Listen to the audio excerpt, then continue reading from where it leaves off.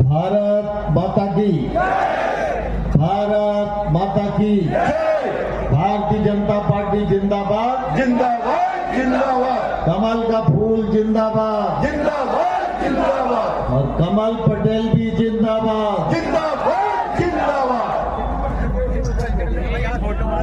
आज की इस सभा में हम सबके मध्य विराजमान हमारे पार्टी के अध्यक्ष भाई अमर सिंह मीणा जी, हमारे इस क्षेत्र के लोकप्रिय सांसद भाई डीडी उइके साहब, नगर पालिका की अध्यक्षा बहन भारती जी, हमारे वरिष्ठ नेता आदरणीय बुकाती जी, हमारे बहुत ही वरिष्ठ नेता पूर्व विधायक आदरणीय मनोहर भाई, जिला पंचायत के अध्यक्ष महोदय गजेंद्र भाई, विजय सिंह जी, अनिल पटेल जी, दर्शन सिंह जी और मंच पर विराजे सभी हमारे पार्टी के नेता पदाधिकारीगण और सभा में उपस्थित हरदा के जानदार शानदार कार्यकर्ता भाइयों बहनों और उपस्थित सज्जन, आज मैं कमल पटेल जी का नामांकन दाखिल कराने के लिए उपस्थित हुआ हूं। आमतौर पर जब कोई चुनाव होता है तो नामांकन दाखिल करने का दिन ये चुनाव की प्रक्रिया का प्रारंभ दिन होता है, लेकिन जब मैं हरदा आया,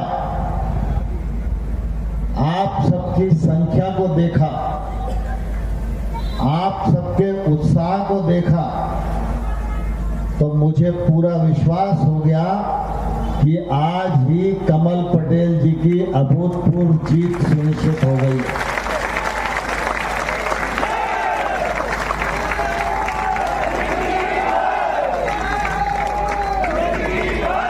भारत माता की, भारत माता की। हमारा नेता कैसा हो? हमारा नेता कैसा हो? कमल पटेल जी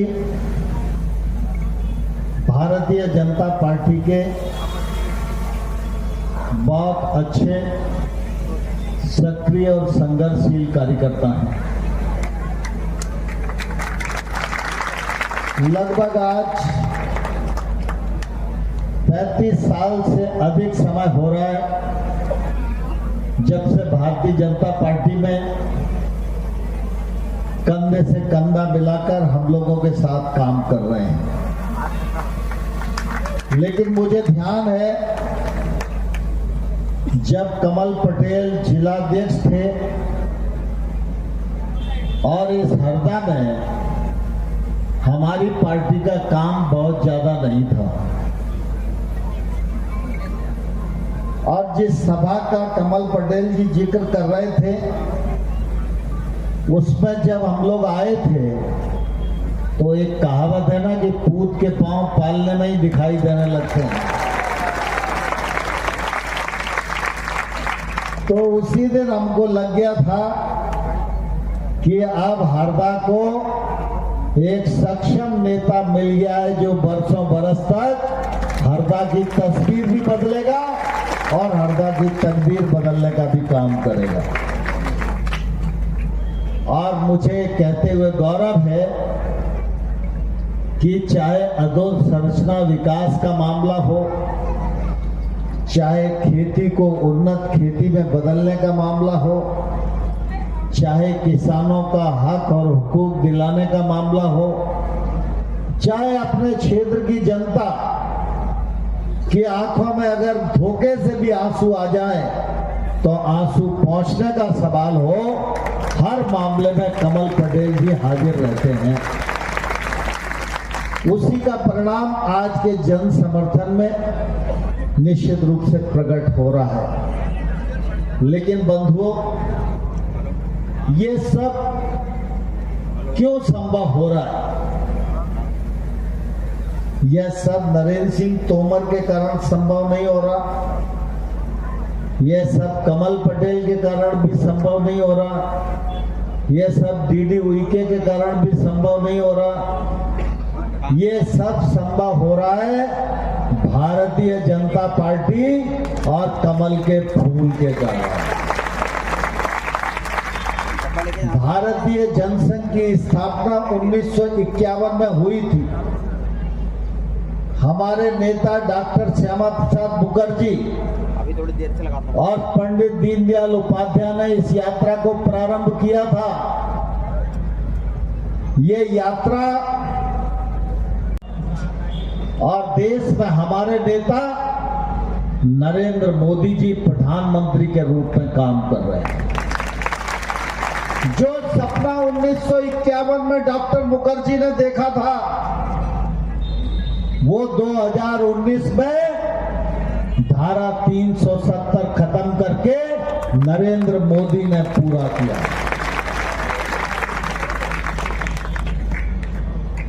हम 40 बरस से नारा लगा रहे थे, रामलला हम आएंगे, मंदिर वहीं बनाएंगे, और कांग्रेसी मजाक उड़ाते थे कि तारीख नहीं बताएंगे। लेकिन मैं कांग्रेसियों को कहना चाहता हूं, वक्त आया, नरेंद्र मोदी का, योगी का नेतृत्व मिला, जनता का आशीर्वाद प्राप्त हुआ, आज राम मंदिर का निर्माण प्रारंभ हो गया है। जनवरी 24 में रामलला नए मंदिर में विराजमान हो जाएंगे।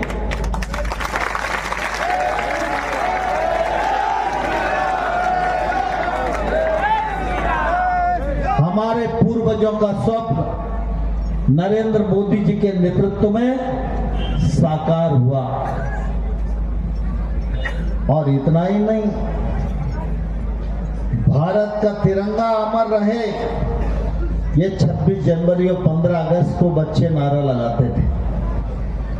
लेकिन ये कांग्रेसियों ने साथ दिया, जो कहते थे भारत तेरे टुकड़े होंगे, उनका साथ दिया। तो नरेंद्र मोदी हताश नहीं हुए, नरेंद्र मोदी निराश नहीं हुए। नरेंद्र मोदी ने उनको भी औकात बताई, और देश में तो तिरंगा झंडा लहरा ही रहा है। पूरी दुनिया में भारत के तिरंगे की धूम आज दिखाई दे रही है। और देश और दुनिया में तो झंडा फहरा ही रहा है। लेकिन भारतीय जनता पार्टी की यात्रा यहां नहीं रुकी। चंद्रमा के दक्षिणी ध्रुव पर भी भारत का तिरंगा स्थापित कर दिया गया है। आज का ये विधानसभा का चुनाव साधारण चुनाव नहीं है। आज का विधानसभा का चुनाव आने वाले कल में भारत को विश्व गुरु के पद पर अधिष्ठित करने के लिए चुनाव हो रहा है। क्योंकि हम सब जानते हैं, लोकतंत्र में नेता की ताकत जनता के वोट से होती है। जनता का वोट विधानसभा में मिले, जनता का वोट 24 के लोकसभा में मिले, और अगले 5 वर्षों में नरेंद्र मोदी जी के नेतृत्व में भारत को विश्व गुरु के पद पर अधिष्ठित करने का काम हम सब लोगों को करना है। कांग्रेसी आएंगे, अलग अलग रूप धर के आएंगे, ये बड़े मायावी हैं। 2003 से पहले 10 साल तक दिग्विजय सिंह मुख्यमंत्री थे। 2014 से पहले 10 साल तक मनमोहन सिंह प्रधानमंत्री थे। और अभी 17 महीने कमलनाथ जी मुख्यमंत्री थे। ये तो 10-10 साल का ही हिसाब बता रहा हूं मैं।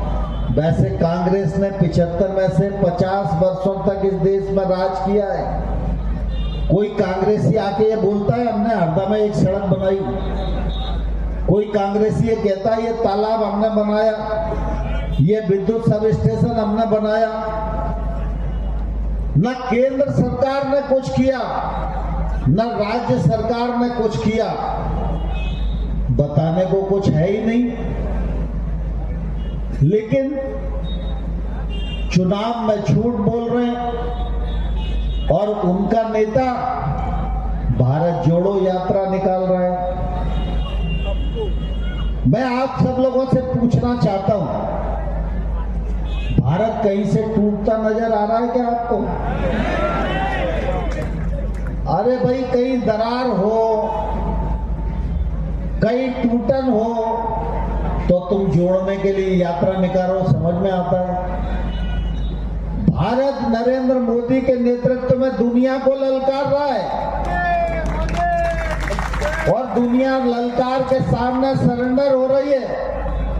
और राहुल गांधी भारत जोड़ने का नौटंकी कर रहे हैं।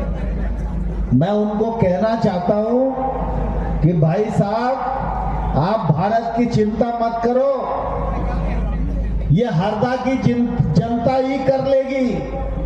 तुम्हारे नेता एक दूसरे के कपड़े फाड़ रहे हैं, भारत जोड़ने की जगह उनके कुर्ते पजामा ही रफू करवा दो।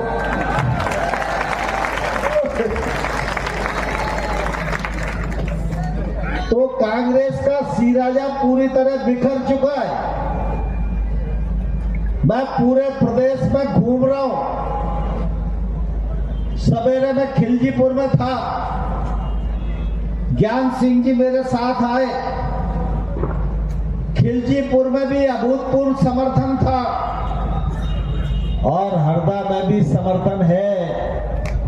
और जैसा हरदा में समर्थन है, वैसा ही मध्य प्रदेश के गांव-गांव में, गली-गली में आम जनता, बहनें, बच्चे सब कमल खिलाने के लिए तैयार हैं। आप सबके उत्साह को देखकर मैं इस अवसर पर यह कहने का साहस करता हूं कि वोट 17 तारीख को पड़ेंगे, रिजल्ट 3 दिसंबर को आएगा। जनता के आशीर्वाद से भारतीय जनता पार्टी स्पष्ट बहुमत की